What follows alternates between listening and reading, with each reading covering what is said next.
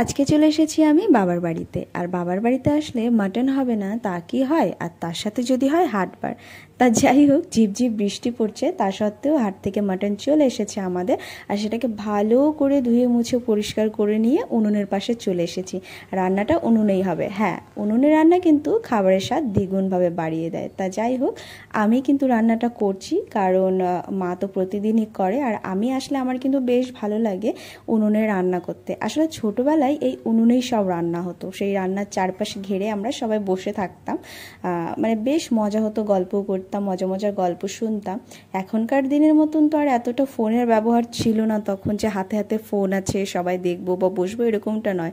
তখন কিন্তু মজা সেটাই হতো, মানে পড়াশোনা সেরে নিয়ে সেই হ্যারিকেনের আলোতে আমরা পড়াশোনা করতাম। তখন কারেন্টও ছিল না আমাদের এখানটায়। তো তখনকার দিনগুলো ভীষণভাবে মিস করি। আমাদের বলতেই পারো সেটা ভালো লাগার জায়গা, একটাই উনুন পাশে বসা সন্ধ্যের পরে। তো রান্নাও হতো আর সবার সাথে গল্পও হতো, খুব ভালো লাগতো সেই দিনগুলো, এখনও মনে পড়ে। তা যাই হোক, অনেক দিন পর আমি ভিডিও দিচ্ছি, ভিডিও দেওয়াই হয় না আমার, কন্টিনিউয়াসলি কিছু দিতেই পারি না। তা যাই হোক, মনে হলো আজকে তোমাদের সাথে শেয়ার করি সেই পুরনো দিনের কথাগুলো। তো রান্নাটা তো বসিয়েই দিয়েছি, দেখতেই পাচ্ছ এখানে। আর আজকে আমি একটুখানি পেঁপে দিয়ে দিয়েছি যাতে মাংসটা ভালো করে সেদ্ধ হয়ে যায়।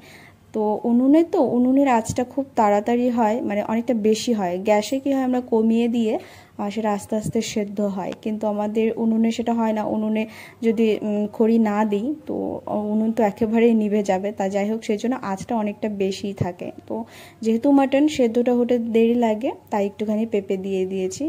নাহলে আমি এতটা পেঁপে ইউজ করি না। তো যাই হোক, রান্নাটা মনে হচ্ছে ভালোই লাগবে অনেক দিন পর। আর যেহেতু বৃষ্টি পড়ছে, ঝাল ঝাল খেতে বেশ ভালো লাগে, আর অনেক দিন ধরে মন চাইছে।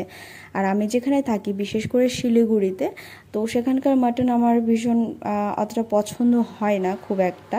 তো সেই জন্য বাড়িতে আসলে মাটনটা হয় স্পেশালভাবে, আগে মাটনটাই আনা হয়। তো খুব ইচ্ছে করে আমার ওখানটা। এমন বলছি না যে শিলিগুড়ির মাটনটা ভালো না, সেটা নয়। আসলে আমি যেহেতু ছোটো থেকে এখানেই মানুষ হয়েছি, তো এখানকারটা খেতে আমার বেশি ভালো লাগে। তো সেই জন্য আসার পরে স্কিপ করি না। তো রান্নাটা বেশ ভালোই লাগছে দেখে, মনে হচ্ছে এখন দেখা যাবে খেয়ে কেমন হয় না হয়। তোমরাও দেখে বলো কেমন লাগছে। আর আমি এভাবেই বানাই, অনেকে হয়তো আলাদাভাবেও করে অনেক রকমের জিনিস দিয়ে। তো আমি এরকম সাধারণভাবেই করি, বেশি কিছু দিই না। তো কেমন লাগলো বলো।